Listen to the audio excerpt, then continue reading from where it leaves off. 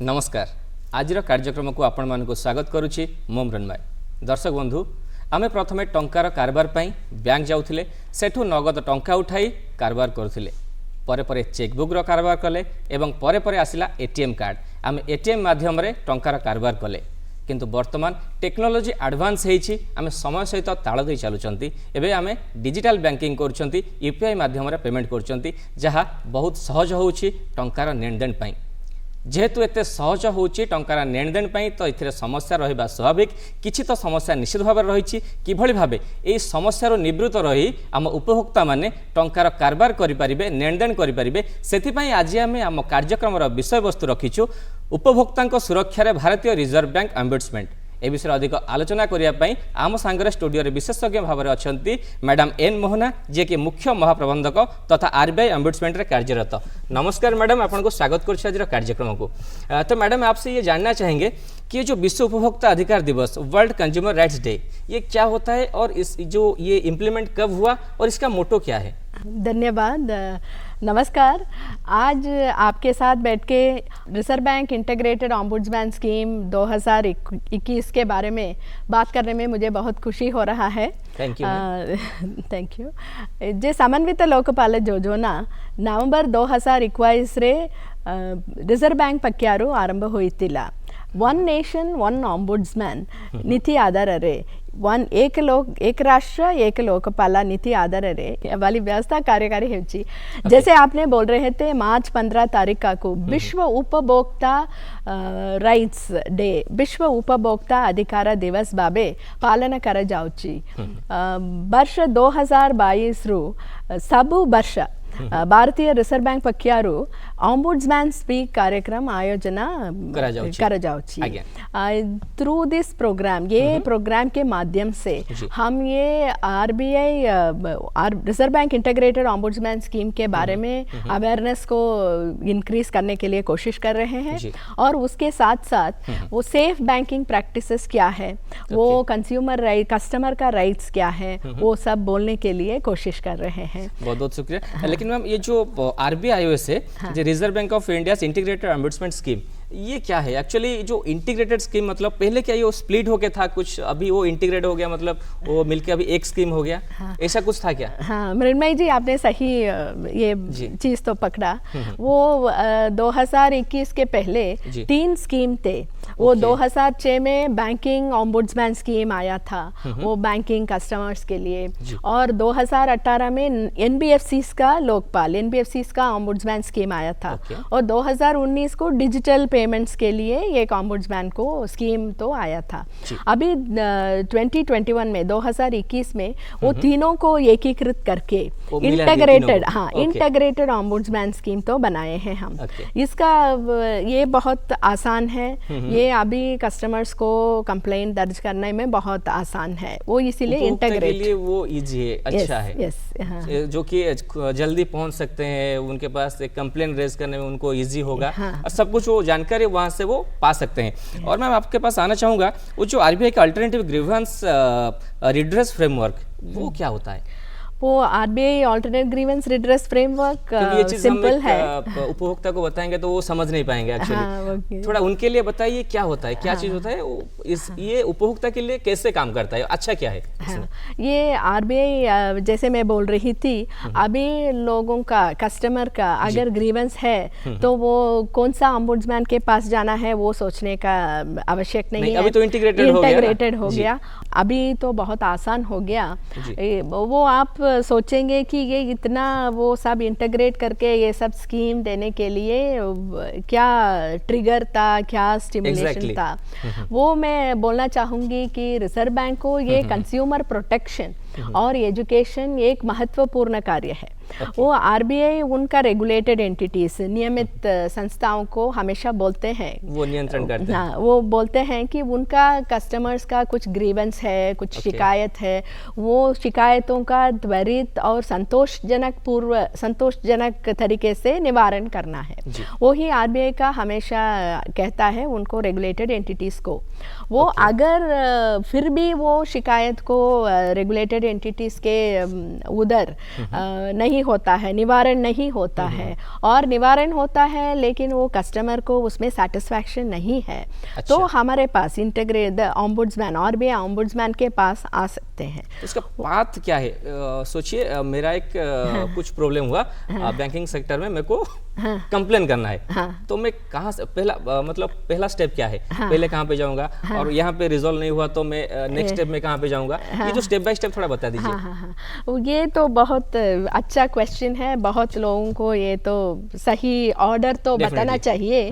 वो अगर आप बैंक का एक कस्टमर हो, अगर आपका कुछ कंप्लेंट आता है तो पहले आप वो बैंक के पास जाना है। अगर आप NBFC का कस्टमर हो, आपका कंप्लेंट है, तो पहले वो रेगुलेटेड एंटिटी, वो फाइनेंस कंपनी, उसके पास जाना है और उनको तो 30 दिन देना है, 30 डेज, 30 डेज देना है। वो उस 30 डेज के अंदर अगर उसका रिजोल्यूशन नहीं हुआ, रिजोल्व नहीं हुआ, तो हम नेक्स्ट स्टेप कहाँ पे जाएंगे? नेक्स्ट स्टेप RBI ऑम्बुड्समैन के पास आप आ सकते हैं। सो पहले वो रेगुलेटेड एंटिटी को एक मौका देने का, वो रिसॉल्व करने के लिए 30 डेज दे दीजिएगा। अगर 30 डेज के अंदर आपको निवारण नहीं मिला है, या निवारण तो मिला है, जैसे मैंने बोला वो सेटिस्फैक्शन नहीं है आपको, आप तो इधर आ सकते हैं। जो ऑम्बुड्समैन आप बोल रहे हो, तो who is an RBI ombudsman? वो RBI ऑम्बुड्समैन तो एक RBI का सीनियर अधिकारी होते हैं, उनको ऑम्बुड्समैन नियुक्त करते हैं। उनका कर्तव्य क्या है? उनका ये कस्टमर्स और कंज्यूमर्स से आई विल से कस्टमर्स का जो शिकायत है, वो रेगुलेटेड एंटिटीज का सेवा में कुछ कमी है करके उनका शिकायत आता है, तो उनको अच्छी तरह फास्ट और सेटिस्फैक्टरीली रिजॉल्व करना उनका कर्तव्य है। तो ये जो आप जैसे रेगुलेटरी एंटिटी की बात कर रहे थे, तो क्या सभी RBI के अंडर है? यस, वो अभी इंटीग्रेट करने के बाद एक फ़ायदा है कि वो नंबर ऑफ एंटिटीज़ वो सब अधिक हो गया है। वो सारा banks, NBFCs, cooperative banks, payment system operators and credit information companies, वो सब इसके अंदर है। तो इसीलिए वो बहुत अधिक रेगुलेटेड एंटिटीज़ उनके अंदर हैं। तो ये लोकेटेड कहाँ पे है?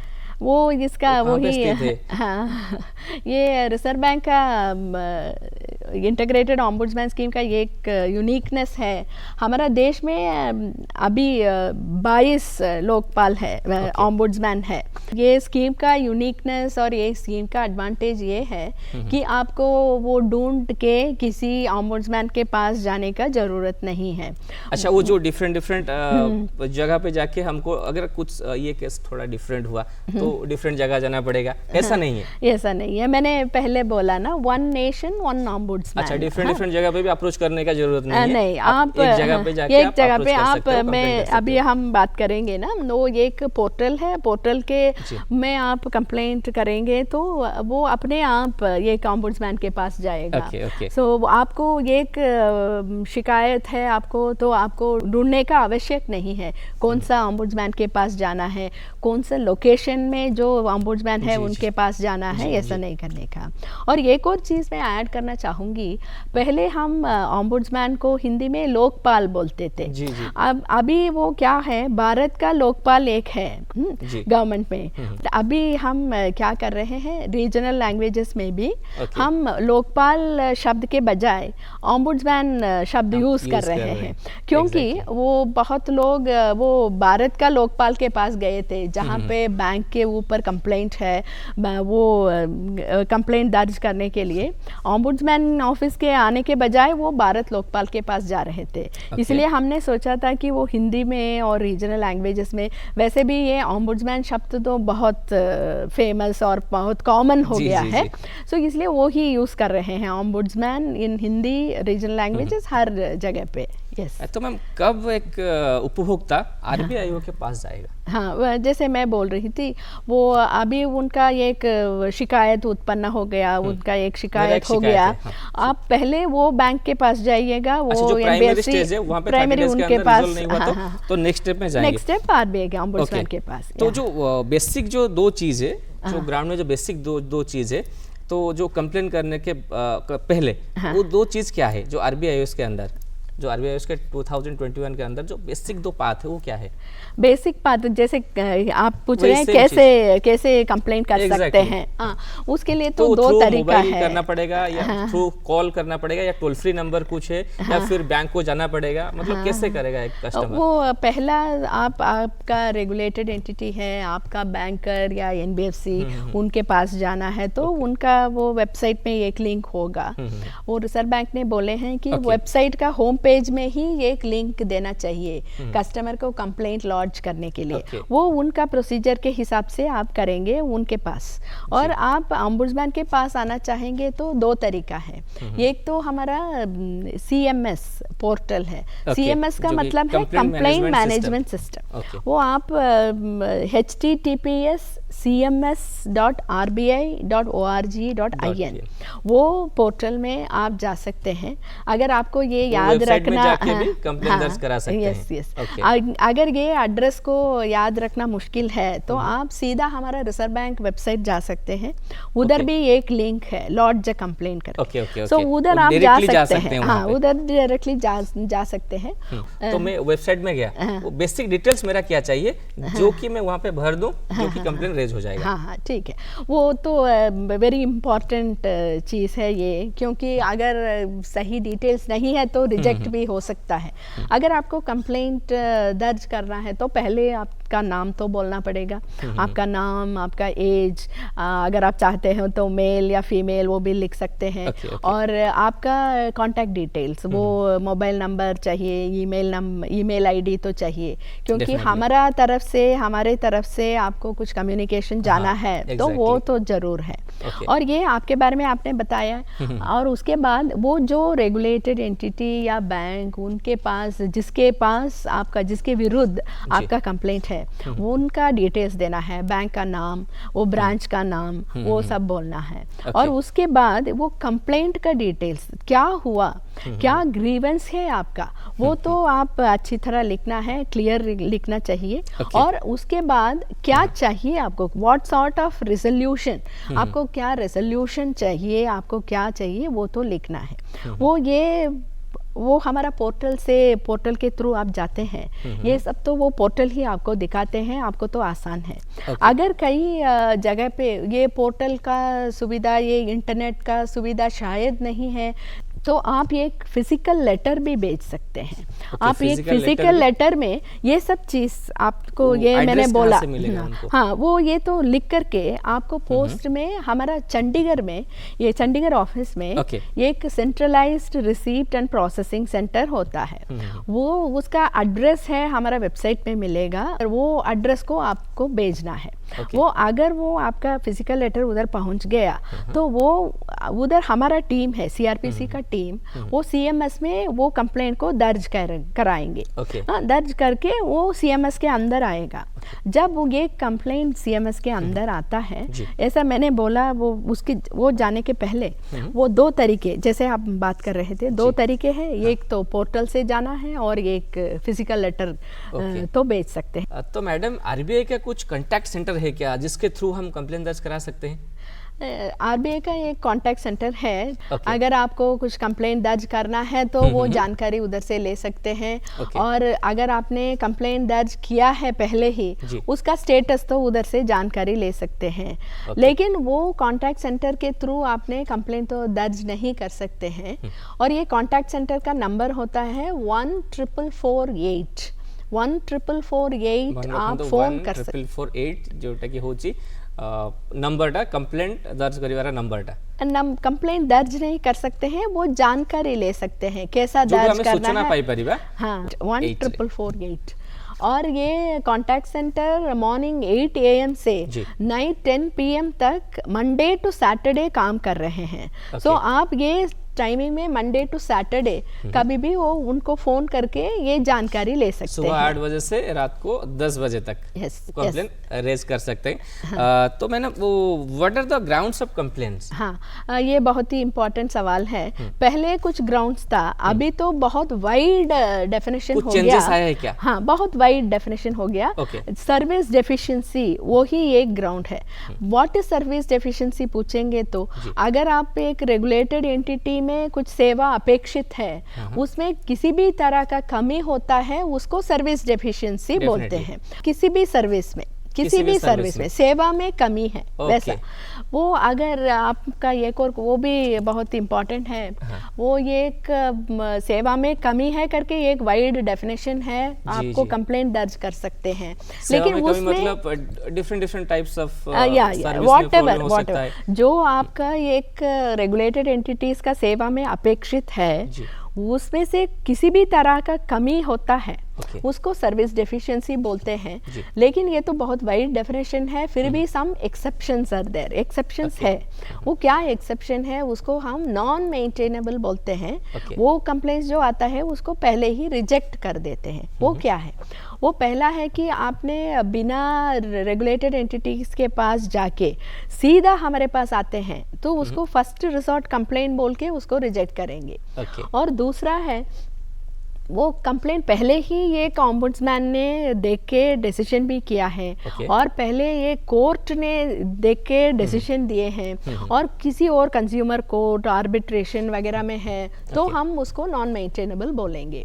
और जैसे आप बोल रहे थे वो एम्प्लॉयर एंड एम्प्लॉई रिलेशनशिप में कुछ कंप्लेंट हो सकता है। वो कंप्लेंट्स तो हमारे पास तो नहीं आ सकता है, सिर्फ बैंक और कस्टमर का रिलेशनशिप में।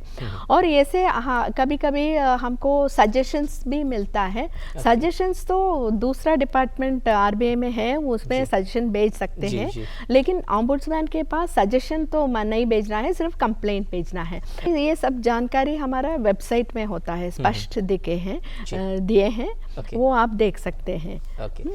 तो मैम जैसे कि डिफरेंट बैंकिंग सेक्टर है, आपके अंतर्गत कौन सा सेक्टर सब आता है? क्योंकि अभी बहुत सारा फाइनेंस कंपनी आ गया जो कि लोन प्रोवाइड करते हैं, बाद में कुछ प्रॉब्लम हो जाता है, बहुत सारा कंप्लेन आता है उस छोटी छोटी कंपनी से। तो वो जो फाइनेंशियल कंपनीज है तो वो आपके अंतर्गत आते हैं क्या? आपके अंडर में वो आते हैं क्या? Yes, most of the big NBFCs उसके लिए एक उनका एसेट साइज का एक लिमिट रखे हैं हम। जो बड़ा वाला एनबीएफसीज तो हमारा ऑम्बुड्समैन स्कीम के अंदर आएगा। वो आरबीआई के under, RBI integrated ombudsman scheme के अंदर आएगा। अगर वो उसका नीचे है तो वो कंप्लेनेंट्स का भी एक सुविधा है। वो हमारा वो चीज मैं बोलना चाहता था, अगर नीचे है वो आपके अंतर्गत नहीं आता है तो कंज्यूमर क्या करेगा? वो उसके लिए कुछ प्रॉब्लम नहीं है। वो एक कंज्यूमर एजुकेशन और प्रोटेक्शन सेल मैं बोल रही थी ना, वो भी रिजर्व बैंक का एक डिपार्टमेंट है। वो सब डिपार्टमेंट है। वो ये सब कंप्लेंट्स को वो निवारण करेंगे, वो देख करके वो निवारण करेंगे। ऐसा नहीं है कि वो तो उनको नहीं देखेंगे, वो ऑम्बुड्समैन ऑफिस नहीं देखेंगे, लेकिन वो दूसरा डिपार्टमेंट में उसको वो निवारण करेंगे। लेकिन वो पाथ बता देंगे, वो क्या क्या है, वो इन्फॉर्मेशन दे देंगे आपको, कहाँ जाना है, कहाँ पे कंप्लेंट दर्ज करना है, क्या क्या प्रोसीजर वो बता देंगे। नहीं, वो भी एक बहुत ही इंटरेस्टिंग और एडवांटेजियस थिंग है कि अगर आप पोर्टल में दर्ज करते हैं तो आपको ये भी सोचना नहीं चाहिए कि वो मेरा एनबीएफसी ऑम्बुड्समैन के अंदर आता है या सीपीसी के अंदर आता है। वो सिस्टम अपने आप सीपीसी को भेजेगा। अगर वो नहीं करते हैं तो हम भेज सकते हैं। So that is what I am saying. वो ये पोर्टल और ये इंटीग्रेटेड स्कीम वो कंप्लेनेंट्स को बहुत आसानी तरीके से वो कंप्लेंट दर्ज कर सकते हैं। उनको ये भी सोचना नहीं है कि किधर जाना है, उनको ये भी सोचना नहीं है कि उनका एनबीएफसी वो ये ऑम्बुड्समैन के अंदर आ रहा है या उसके अंदर नहीं आ रहा है। ये सब सोचने का जरूरत नहीं, उनका सिर्फ दर्ज करना है। और ये आप सोचेंगे तो ये पोर्टल में रजिस्टर करना बहुत ही एडवांटेजियस है, बहुत उसमें बहुत फायदा है। क्या फायदा है? सबसे पहला ये है कि हमारा बेनिफिट्स बता दीजिए। या सबसे पहला बेनिफिट है कि ऑफ कोर्स ये स्कीम के अंदर बहुत रेगुलेटेड एंटिटीज है। और एक और है कि हमारा पोर्टल तो 24 24/7 अवेलेबल है। आप भारत का किसी भी कोने में हो, आपको कभी भी किधर भी बैठ करके आपको कंप्लेंट दर्ज कर सकते हैं, उसमें कुछ प्रॉब्लम नहीं है।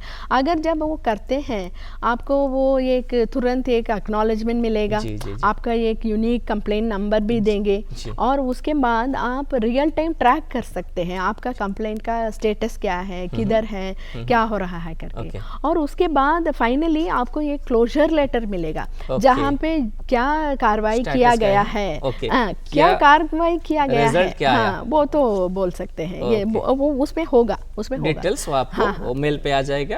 अगर वेबसाइट में कंप्लेन किया, मैं मेल आईडी दिया हूँ तो मेल पे वो आ जाएगा। बहुत इजी प्रोसेस है।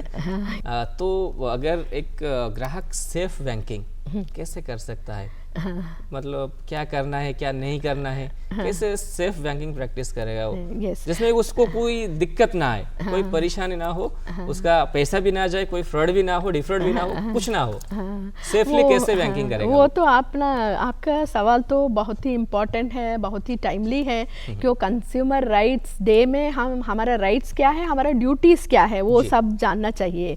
वो पहला आजकल तो डिजिटल फ्रॉड तो बहुत हो रहा है, आप तो न्यूज़पेपर में पढ़ रहे हैं।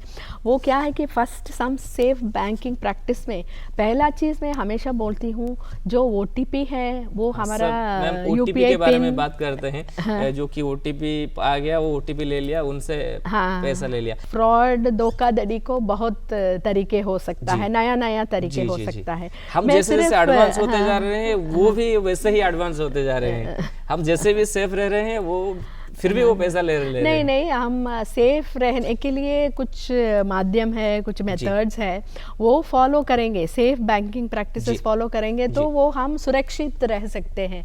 वो उसमें पहला चीज़ क्या है, वो हमारा ओटीपी आपने बता रहे थे, और हमारा यूपीआई का पिन और एटीएम पिन वो वगैरह बहुत ही बहुत मायने रखता है। सीवीवी, क्रेडिट कार्ड का सीवीवी और उनका ओटीपी जो भी आएगा वो सब बहुत इम्पोर्टेंट एसेट है हमारा, सेंसिटिव चीज़ है, उसको थोड़ा ध्यान में रखते हुए बैंकिंग करना पड़ेगा। नहीं तो फिर नहीं, कैसे ध्यान में रखेंगे वो बोलूँगी मैं। वो आपको वो एक एसेट जैसा सेफ गार्ड करने का, वो आपका, मैं हमेशा बोलती हूँ सबको, वो ओटीपी पिन वगैरह आपका तिजोरी का चाबी जैसा। वो अगर वो उनको किसी को दे देंगे, आपका तिजोरी का ओपन कर दिया है आपने, तो इसीलिए उसको बहुत सुरक्षित रखना है और बहुत सेफ रखना है। किसी को भी शेयर नहीं करना है, किसी को भी शेयर नहीं करना है। कभी कभी क्या होता है, फ्रॉडस्टर्स भी फ़ोन करके बोल सकते हैं हम बैंक से बात कर रहे हैं, हम आरबीआई से बात कर रहे हैं, लेकिन ये चीज़ तो हमको हमेशा ध्यान में रखना है कि रिजर्व बैंक या एनी बैंक, कोई भी बैंक ओटीपी और सेंसिटिव इंफॉर्मेशन कभी नहीं मांगते हैं, फ़ोन से कभी नहीं मांगते हैं। सो अगर कोई बोलते हैं आपको मैं बैंक से बात कर रहा हूँ, आप दे दीजिए है, तो आपको तो बहुत जागरूक रहना चाहिए, आप तो बहुत तुरंत वेरी अवेयर होना चाहिए, ये तो नहीं शेयर करना है।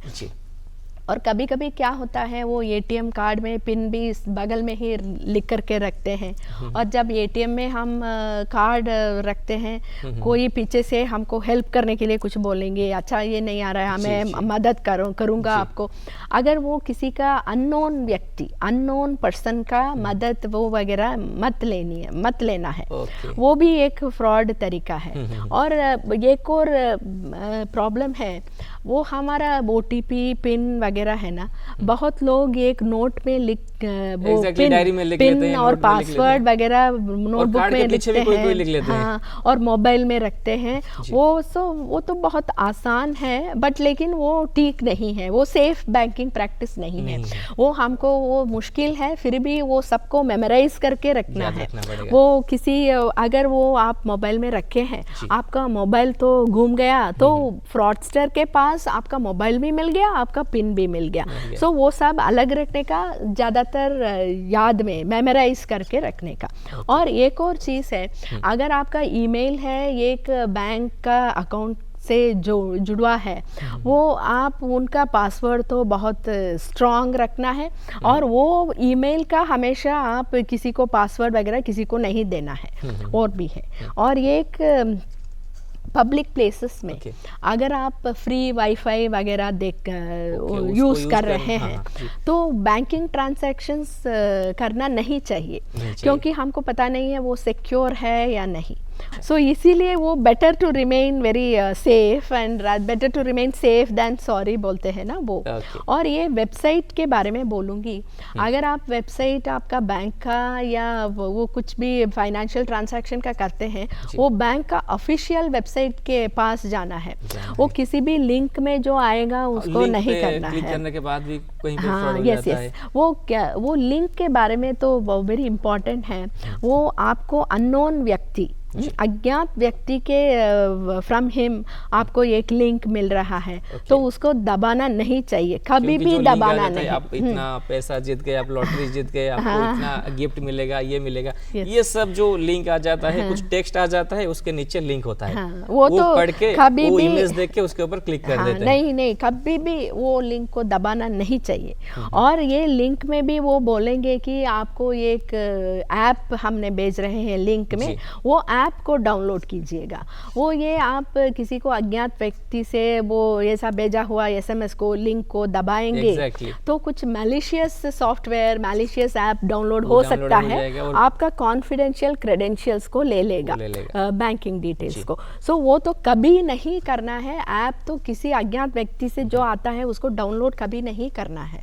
और ये सब वो ये सब करना है। और ये आप अभी एक चीज़ बताए थे वो बहुत ही इम्पोर्टेंट है।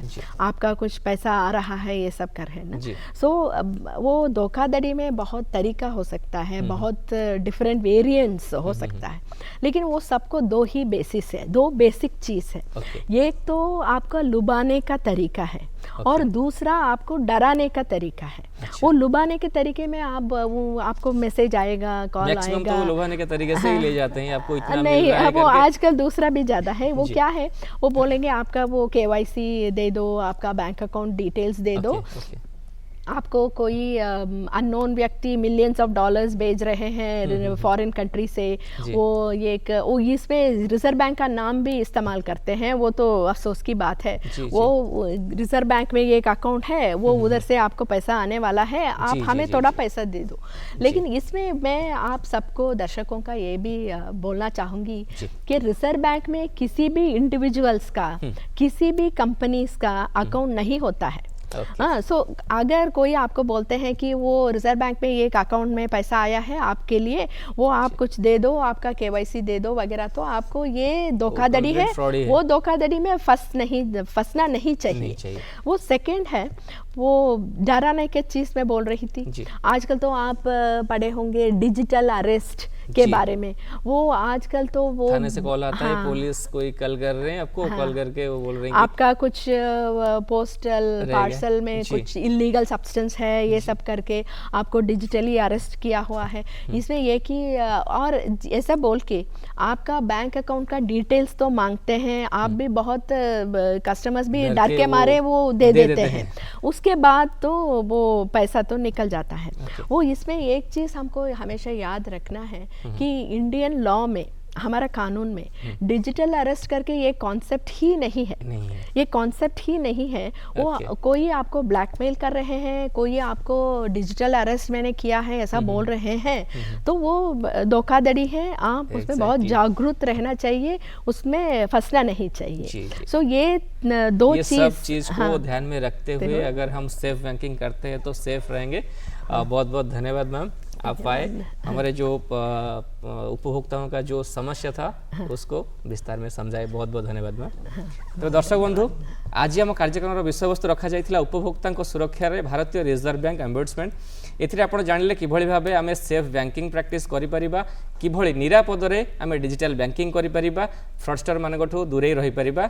बहुत बहुत धन्यवाद मैडम, आसिले आपनको समस्त समस्यार समाधान कर देबे बोली हमर आशा। तो दर्शक बंधु, आज कार्य किभଳି लागला आमको पत्र द्वारा जणातु, ईमेल माध्यम रे जणातु। आमे मध्य समस्त प्रकार सोशल मीडिया साइट रे एक्टिव अछु। आमको यूट्यूब, फेसबुक एवं इंस्टाग्राम और एक्स माध्यम रे लाइक, शेयर और सब्सक्राइब करने को भूलंतु नहीं। धन्यवाद। जदि कौनसी bank non banking finance company किंबा पेमेंट सिस्टम पार्टिसिपेंट सेवारे अभाव बाबद आपण करथिबा अभियोगर समाधान संपृक्त संस्था 30 दिन मध्यरे करिनथांती तेबे आपण https://cms.rbi.org.in रे लॉगिन करी रिजर्व बैंक लोकपालक निकटरे अभियोग दाखल करंतु। अधिक सूचना निमंते आमर देयमुक्त नंबर हैला 14448 भारतीय रिजर्व बैंक द्वारा जनहित जारी।